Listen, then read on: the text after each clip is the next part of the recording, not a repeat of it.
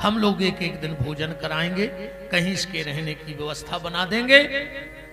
भक्तन बोली समाज के लोगों से कि भैया बस एक रात मुझे इस मंदिर में रह लेने दो, बस कल तुम जिसके घर चलोगे कहोगे हम उसके घर चलेंगे, बस आज की आखिरी रात मुझे इस मंदिर में निकालने दो।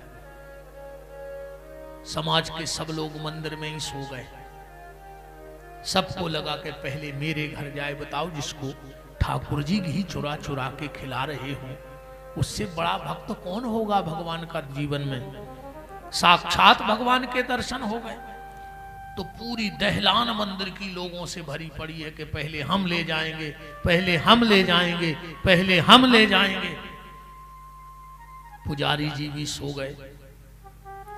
रात के ठीक 12 बजे भक्तन उठी और उठ करके भगवान के मंदिर के पट तो बंद थे, बाहर से हाथ जोड़ के बोली, हे प्रभु, आपके हाथ की खाए प्रसादी अब कौन के हाथ से मैं अब खाऊं।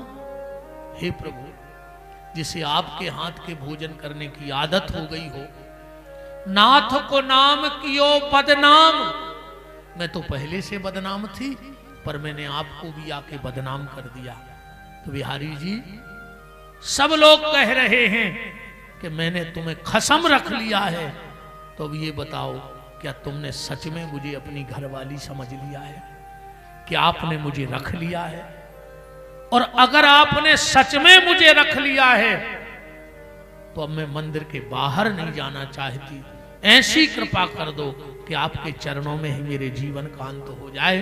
कहते हैं अचानक से बहुत तेज बिजली कड़की, मंदिर के पट अपने आप खुल गए और भक्तन के भीतर से एक दिव्य ज्योति निकली और ठाकुर जी के चरणों में समा गई। पुजारी जी दौड़ करके आए और भक्तन के चरण पकड़ करके ऐसे रो रहे थे जैसे आज पुजारी जी की माता मर गई हो, मां मर गई हो। पांव से लिपट लिपट के पुजारी जी रोने लगे। सुंदर सी एक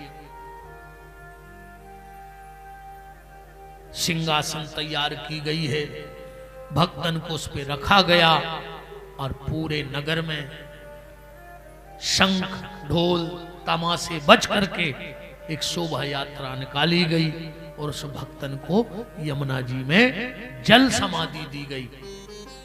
आज भी जब पुजारी जी भगवान की आरती करते हैं तो छत पे जाके जिस तरफ यमुना जी में जल समाधि दी, वहां आज भी आरती उतारी जाती है।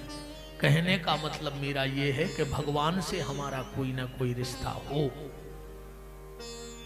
अच्छा, एक बात बताओ, तुम्हारे कलकत्ता में जिसके पास 20-25 4 व्हीलर होंगे, कई बड़े बड़े लोग होंगे ऐसे बिजनेसमैन, उनके यहां 20 ड्राइवर लगे हों, और कल तुम उनके घर जाना बंगले पे और उनसे कहना कि 1 महीने को हमारी गाड़ी चला दो, चलाएगा वो तुम्हारी गाड़ी? जिसके घर में कुछ 25 ड्राइवर लगे हो, चलाएगा आपकी गाड़ी? वो क्या कहेगा, तेरी इतनी औकात, मेरे घर में 25 ड्राइवर लगे, मैं तुझे खड़े खड़े खरीद लूंगा, मैं तेरी गाड़ी चलाऊंगा। पर दुनिया का मालिक बांके बिहारी, उससे बड़ा आदमी तो कोई है नहीं। पर अर्जुन उसके घर में गया और बोले, ए कन्हैया, क्या मेरा ड्राइवर बनेगा? भगवान बोले, बना ले, मैं तेरा ड्राइवर बनने को भी तैयार हूं। जगत का मालिक होकर के ड्राइवर बनने को तैयार हो गया। अच्छा, एक बात बताओ, तुम्हारा बेटा 20 साल का हो गया हो और वो आज तुमसे कहे कि पापा तुम ही रहना, पर कल से पूरी कॉलोनी के सामने हमसे पापा पापा कहना, ऐसा हो सकता है? कोई अपने बेटे से समाज में पापा कह सकता है सबके सामने कि मेरे पापा है? नहीं हो सकता ना, असंभव बात है। कि हो सकता है ऐसा? बताओ, आप लोग बताओ, हो सकता है? पूरी समाज इकट्ठी हो और तुम अपने बेटे से कहो कि हमारे पापा हैं, कोई पूछे कौन है, कहना मेरे पिताजी हैं, पापा हैं। हो सकता है ऐसा? नहीं हो सकता। पर महाराज मनु ने राम जी से कहा, हे जगत के पिता राम, पिता तुम ही बने रहना, पर अगले जन्म में तुम हमसे पिताजी पिताजी कहना। भगवान ने कहा बना ले, हम तेरा बेटा बनने को भी तैयार हैं। वो जगत का मालिक होकर के और तुम्हारा बेटा बनने को तैयार हो गया। भगवान कहते हैं रिश्ता तुम बनाओ, निभाने की गारंटी भगवान की है, बस बनाने की रिश्ता तुम्हारी है। तुम जो भी भगवान को बना लो, भगवान बनने को तैयार हैं, और फिर तुम्हें निभाना भी नहीं है, ये भी गारंटी है। निभाना भी ठाकुर जी को है, बस शुरुआत तुम्हें करनी है। भगवान कहते ना, मेरी तरफ एक कदम बढ़ा के तो देखो, मैं 10 कदम दौड़ के उठा लूंगा तुम्हें, बस शुरुआत हमें करनी है। कथा तो नहीं भूल गए हम लोग? कहां थे बताओ? अच्छा कहां थे? ईमानदारी से कह दो, गुरुजी तुम तो लगे रहो, हम लोग तो बैठे। बताओ अच्छा ईमानदारी से कहां थी कथा? है किसी को याद? राजा उस लड़के के पास खड़ा है और 4 बातें वो शर्तें मनवा रहा है। यहीं से कथा आ गई थी ना घूम के। 4 शर्तें कौन सी थी? चिंता मत करो, हम तुम्हें कहीं भी घुमा लाएं, पर लाएंगे वहीं ठिकाने पे, ये हमारी गारंटी है। हम नहीं भटकने देंगे, क्योंकि इतने दिन आप हमारे सहारे चलोगे। कितनी भी कथा घुमा के ले आए, हम गारंटी देते हैं लौट के हम वहीं लाएंगे तुम्हें। तो 4 शर्तें कौन थी? मैं भोजन करूंगा, आपको भोजन नहीं करना है। तो बोले ये मेरे भोलेनाथ करते हैं। कैसे? भगवान का भक्त कभी भूखा नहीं रहता। दुनिया में हर व्यक्ति भूखा उठता है, पर भूखा सोता नहीं है। कहीं ना कहीं से भगवान उसके भोजन की व्यवस्था कर दिया करते हैं। करते हैं कि नहीं करते? एक बार एक मंदिर में एक चोर गया रात के 12 बजे। मंदिर की कुंडी खटखटाई, पुजारी जी बाहर आए। पुजारी जी मुझे बहुत तेज भूख लगी है। पुजारी जी बोले मंदिर में तो भंडारा 24 घंटे चलता है। तो उसने कहा जल्दी भोजन दो। पुजारी जी बोले पर मंदिर का एक नियम है, 1 माला करो और भोजन करो। अरे चोर ने कहा पुजारी मैं ठहरा चाकू छुरा वाला आदमी, मेरे पास कहां माला है? बोले ये खूंटे हैं ना, इन पे टंगी है माला, उठा लो और करो। उसने कहा रोटी देना हो दो, नहीं देना हो मत दो, हमसे भजन नहीं होगा। चोर ने माला नहीं की और पुजारी ने भोजन नहीं दिया, भूखा चला गया। जैसे ही पुजारी सोए, भगवान स्वप्न में आ गए। ए पुजारी, तूने उसको भोजन क्यों नहीं दिया? पुजारी बोला कि प्रभु उसने माला नहीं की इसलिए भोजन नहीं दिया। भगवान बोले मूर्ख, तेरे मंदिर में एक दिन भजन नहीं किया तो तूने भोजन नहीं दिया। 40 साल से मेरी दुनिया में रह रहा है और मुझे पता है कि उसने भजन नहीं किया, फिर भी मैं उसके भोजन की व्यवस्था कर रहा हूं कि नहीं कर रहा हूं? बोलो। ऐसा नहीं कि भगवान भजन करने वाले को भोजन दे रहे, भजन ना करने वाले के भी भगवान पेट भर रहे हैं।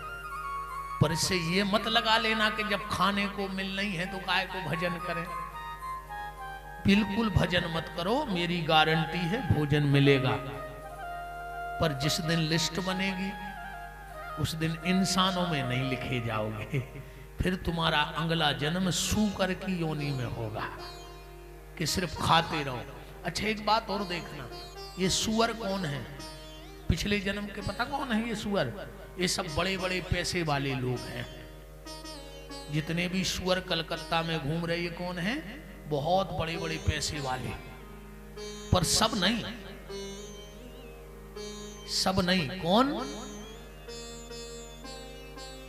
जिनको भगवान ने पैसा तो बहुत दिया, पर उनने कभी अपने पैसे को परहित में नहीं लगाया, परोपकार में नहीं लगाया।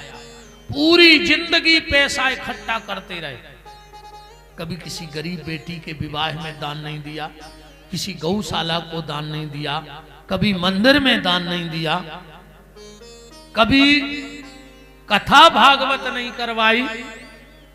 पैसा इकट्ठा करते करते मर गए और मर के बने सुअर। अब तुम देखना, सुअर जहां खड़ा होगा वो अपना मुंह जमीन में खोदता है, कभी तुम्हें सुअर खड़ा नहीं मिलेगा। सुअर कभी भी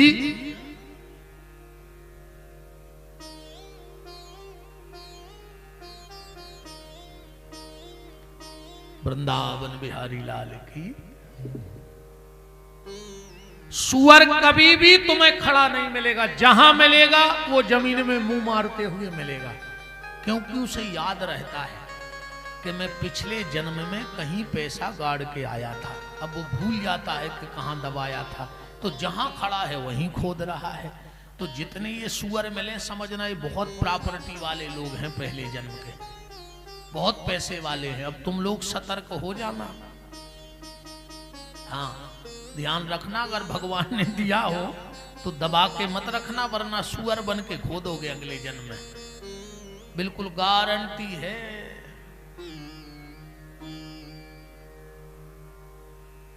अगर भगवान ने धन दिया हो तो उसको धर्म में भी लगाओ, क्योंकि विपत्ति के समय तुम्हारा धन काम में नहीं आएगा, पर धर्म काम में आएगा। उदाहरण ऐसे समझ लो, मोबाइल तो आजकल सभी चलाते हैं, है ना? ऐसा शायद ही कोई एक व्यक्ति हो घर में आटा भली ना हो पर मोबाइल का डाटा खत्म नहीं हो सकता। आटा भले खत्म हो जाए पर डाटा खत्म नहीं हो सकता। ईमानदारी बताओ, अगर एक दिन को मोबाइल सुधरने चला जाए दुकान पे, तो ऐसा लगता है जैसे फैमिली का सबसे खास मेंबर आईसीयू में रखा हो। घर में मन नहीं लगता है ना? कि लगता है? घर वाला भी बीमार हो जाए 2-3 दिन को तो चलेगा, पर मोबाइल ना हो जाए, बड़ी खतरनाक स्थिति बनी है मोबाइल की। घर में जितने लोग हैं सब लगे हैं, किसी को किसी से कोई मतलब नहीं है, सब उंगली।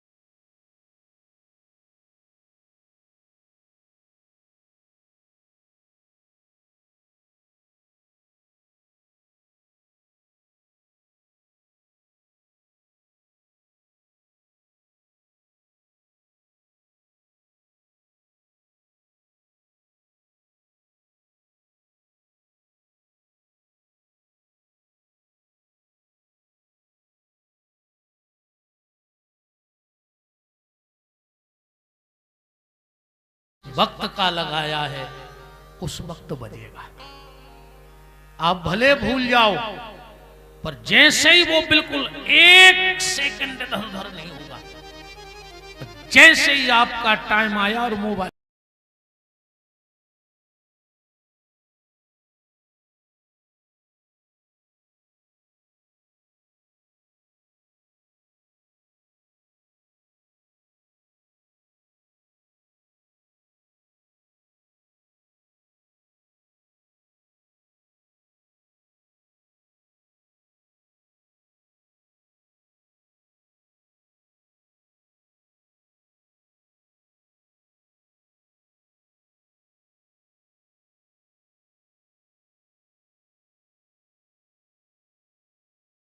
आज हमारा नाती दूसरे छत से गिरा, पर ना जाने मेरा कौन धर्म कर्म आड़े आ गया कि उसको इतना फौला भी नहीं आया।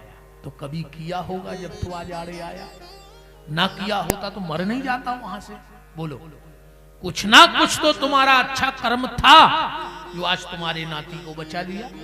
कई बार हम लोग भी घर आके कहते हैं, अरे आज तो ना जाने कौन सा पुण्य था कि बच के आ गए, बिल्कुल ट्रक मेरे बगल से निकल गया, गाड़ी पलटते पलटते बच गई। एक गाड़ी पलटती है, 4 लोग रहते हैं, 3 मर जाते हैं, एक बच के आ जाता है। किसने बचाया उसको? पैसे ने? वहां पैसा भेजा था तुमने उस वक्त? तुम्हारी पहुंच पकड़ने? तुम्हारे दिमाग ने? नहीं, तुम्हारे सत्कर्मों ने तुम्हें बचाया है। इसलिए जीवन में ऐसी कमाई करते रहो कि अंत में वो सत्कर्म ही काम में आएंगे। ईमानदारी से एक बात से और समझ लो, जब हमारे यहां शादी होती है तो जितनी भीड़ शादी में खाने में होती है, उतनी भीड़ क्या बारात में होती है? नहीं होती ना, कम हो जाती है। अच्छा, जितनी भीड़ बारात में होती है, क्या उतनी भीड़ जयमाला के टाइम होती है? फिर कम हो जाती है। फिर जितनी भीड़ जयमाला में होती है, क्या उतनी भीड़ जब वैवाहिक कार्यक्रम होते हैं उसमें बचती है? नहीं बचती ना। और जब विदाई होती है तो लड़का अकेला खड़ा होगा और लड़की अकेली, फिर तो कोई खड़ा होगा नहीं। दोस्त यार तो गले में हाथ डाल के खड़े होते नहीं, कोई सखी सहेली तो बगल में हाथ डाल के खड़ी होती नहीं। लड़का अकेला और लड़की अकेली। अब इसी बात को समझो प्यारे, जब यहां की विदाई में कोई तुम्हारे साथ खड़ा नहीं हुआ, तो जिस दिन यहां से विदाई होगी उस दिन कौन खड़ा होगा तुम्हारे साथ? उस दिन सिर्फ तुम्हारे सत्कर्म तुम्हारे साथ जाएंगे, बाकी सब यहीं पड़ा रह जाएगा। आदमी की औकात जानते हो क्या है? सुन लो, एक माचिस की तिल्ली, तुम्हें तुम्हारी औकात और मैं अपनी औकात बता रहा हूं। एक माचिस की तिल्ली, एक लोटा घी, लकड़ियों के ढेर में कुछ देर में राख, बस इतनी है आदमी की औकात। बोलो, इससे ज्यादा किसी की औकात है? एक माचिस की तिल्ली, एक लोटा घी, लकड़ियों के ढेर में कुछ देर में राख, बस इतनी है आदमी की औकात। बेटा मरने के बाद बहुत बड़ी तस्वीर बनवाएगा, बनवाएगा कि नहीं बनवाएगा? बहुत महंगी फ्रेमिंग भी करवाएगा। 13 दिन तक रोज गुलाब के फूल की माला भी लाएगा। पेपर में भावपूर्ण श्रद्धांजलि का इश्तिहार भी लगवाएगा। लगवाएगा कि नहीं लगवाएगा? बेटा मरने के बाद बड़ी सी तस्वीर बनवाएगा, बहुत महंगी फ्रेमिंग करवाएगा, 13 दिन तक रोज गुलाब के फूल की माला भी लाएगा, पेपर में भावपूर्ण श्रद्धांजलि का इश्तिहार भी लगवाएगा, और कुछ दिन बाद कौन करेगा उस फोटो के जाले साफ? बस इतनी है आदमी की औकात। कोई जाले नहीं छुटाएगा तस्वीर के, ध्यान रखना कि छुटाएगा। तस्वीर की पूजा तब तक होगी जब तक तुम्हारा बेटा रहेगा। कोई त्योहार आएगा तो पिताजी को टीका लगा देगा, याद रहा तो। नाती भी अगर देखा है कि दादा हैं तो वो भी करता रहेगा। और जिस दिन नाती का बेटा हो गया, अब फिर आई बहू, और उसने ना दादा को देखा था ना वो जानती है, तो दीपावली के दीपावली एक लाठी में झाड़ू बांधेगी, बांधेगी कि नहीं? और नीचे इसे मकड़ी का जाला छुटाएगी। दादा भी बैठा बैठा सोचेगा, इसलिए संपत्ति इकट्ठी की थी कि बहू आके झाड़ू से पिटाई कर रही है।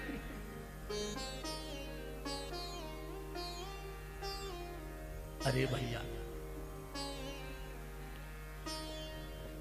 कौन किसका साथ देगा? तो मरने के बाद कहो कि बेटा, तो बेटा तो जीते जी पानी नहीं दे रहा है, मरने के बाद क्या देगा? बोलो, दे रहा है पानी? बाहरे जमाने तेरी हद हो गई, बाहरे जमाने तेरी हद हो गई, बीवी के सामने मां रद हो गई। बोलो, शादी के बाद देखो ऐसा भी है, जब शादी का कार्ड छपता है तो उसमें क्या लिखा जाता है? शादी के पहले लड़की को कभी श्रीमती नहीं लिखा जाता और लड़के को श्रीमान नहीं लिखा जाता। जैसे ही शादी हो गई तो लड़की हो गई श्रीमती, मतलब लड़के की जितनी मति थी वो घर वाली ने खींच ली, तो उसके आगे मती लग गया और तुम्हारे आगे लग गया श्रीमान। अब वो जो कहती है तू मान। ऐसे ये कलकत्ता के सब श्रीमान बैठे हैं। बोलो, गलत तो नहीं है?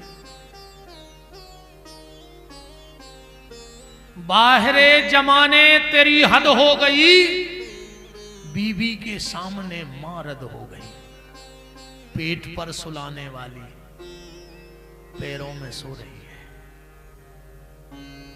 जनवरी की ठंड का महीना, हमने बिस्तर गीला किया, मां ने हमें सूखे में सुलाया और खुद गीले में सो गई। आपने वहां भी बिस्तर गीला किया, मां ने उठा के तुम्हें अपनी सीने पे रख लिया और पूरी रात गीले बिस्तर में पड़ी रही कि नहीं पड़ी रही? और आज वो मां पेट पर सुलाने वाली पैरों में सो रही है और बीवी पीती है कोको कोला और बूढ़ी मां पानी को रो रही है। बूढ़ी मां को पानी भर के देने का टाइम नहीं है। और मंदिरों में माई की आराधना करने बैठे हो, जो साक्षात मां थी जन्म देने वाली, वो प्यासे मर रही है और तुम नवरात्रि में माता को जल चढ़ाने जा रहे हो। वो माता जल स्वीकार करेगी तुम्हारा? वो नहीं जानती कि तुम कितने बड़े कपटी हो। अगर घर में बूढ़ी सास है मेरी बहनों, तो मंदिर मत जाना, बस बूढ़ी सास को एक लोटा पानी भर के दे देना। मैं आपको वचन देके जा रहा हूं, गंगा के घाट पर तुम्हें महाकाली का दर्शन करने नहीं जाना पड़ेगा। महाकाली किसी न किसी रूप में तुम्हारा दर्शन करने तुम्हारे घर में आएगी कि धन्य है इस देवी के लिए जो सेवा कर रही है। मैंने कई लोगों को देखा है, 6-6 साल से पिताजी से अलग रहते थे और जैसे ही पिताजी मरे और सारे रिश्तेदार इकट्ठे हुए, मेहमान, और फिर पिताजी के पैर पकड़ के चिल्लाता है पापी, पापा बोल क्यों नहीं रहे, पापा बोल क्यों नहीं रहे। और 6 साल से पापा से बोलचाल बंद था। बोलो, ना हो रहा हो ऐसा तो। इसलिए इस बात पे अंतिम बात कर रहा हूं, आप मरने के बाद गया जी मां बाप को ले जाओ चाहे मत ले जाओ, पर जीते जी मुंह से गलत शब्द मत बोल देना, वरना गया जी जाने से भी कुछ नहीं होगा। तुम जीते जी अपने माँ बाप को पानी देते रहो, मरने के बाद तर्पण कर पाओ चाहे न कर पाओ। मरने के बाद पानी देना चाहे बिल्कुल मत देना, पर जीते जी एक लोटा पानी भर के दे देना। और बूढ़े माँ बाप क्या चाहते हैं अपनी औलाद से? सिर्फ 2 चीजें। यहां भी बहुत मेरी वृद्ध माताएं बैठी हैं, बताना अगर इसके अलावा तुम्हें अपने बच्चों से तीसरी चीज की आवश्यकता हो। बूढ़े माँ बाप सिर्फ 2 चीजें चाहते हैं अपनी औलाद से। एक रोटी, अगर गर्म ना हो तो ठंडी दे देना, ताजी ना हो तो बासी दे देना, वो खा लेंगे, मेरा दावा है। एक बगैर घी की रूखी रोटी और 2 प्यार के शब्द अपने माँ बाप को देते रहना। तुम्हारे माँ बाप को जीवन में तुमसे कुछ नहीं चाहिए। बस सुबह शाम 2 मीठे शब्द बोल दो। भोजन करने के पहले एक बार पिताजी से पूछ लो आपने भोजन किया, चाहे वो बिल्कुल ना करें या कर लें, पर तुम नियम बनाओ कि हम भोजन तब करेंगे जब पिताजी से पूछ लेंगे। फिर रोटी भी मत देना तो वो सुख से सो जाएंगे। कभी कभी पिताजी माताजी भोजन कर रहे हो तो उनके साथ बैठकर एक और उनकी थाली में से उठा के खा लेना। कभी कभी तुम भोजन कर रहे हो, पिताजी दिख जाएं, हाथ पकड़ के बिठा लो, पापा एक और तो खा लो यार, हमारे साथ बहुत दिन हो गए। कभी माँ को बिठा लो जबरदस्ती हाथ पकड़ के। उससे 2 काम होंगे, तुम्हारे माँ बाप कभी बूढ़े नहीं होंगे और तुम कभी बड़े नहीं हो पाओगे, तुम बच्चे ही रहोगे। और बच्चे होने का आनंद बहुत अलग होता है। बच्चे बने रहो, बहुत कुछ अच्छा लगेगा। कि जिनकी नैया राम भरोसे, जिनकी नैया राम भरोसे, डोल भले सकती है पर डूब नहीं सकती है, पर डूब नहीं सकती है। ये जो तबला बज रहा है ना, इसमें जो खाल लगी है ये किसी मरे हुए जानवर की है कि नहीं है? मरा हुआ जानवर, उसकी खाल भगवान के कीर्तन में बोल रही है। आप लोग तो सब जिंदा हो ना, कोई मर तो गया नहीं कि मर गए? करो कोशिश। और जिनकी ताली ना बजे उनको हिला के देख लो, क्योंकि आजकल साइलेंट अटैक ज्यादा चल रहे हैं। देख लो बेचारा निपट ना गया हो। जिनकी नैया राम भरोसे, जिनकी नैया राम भरोसे, जिनकी नैया राम भरोसे, जिनकी नैया राम भरोसे, डोल भले सकती है पर डूब नहीं सकती है, पर डूब नहीं सकती है।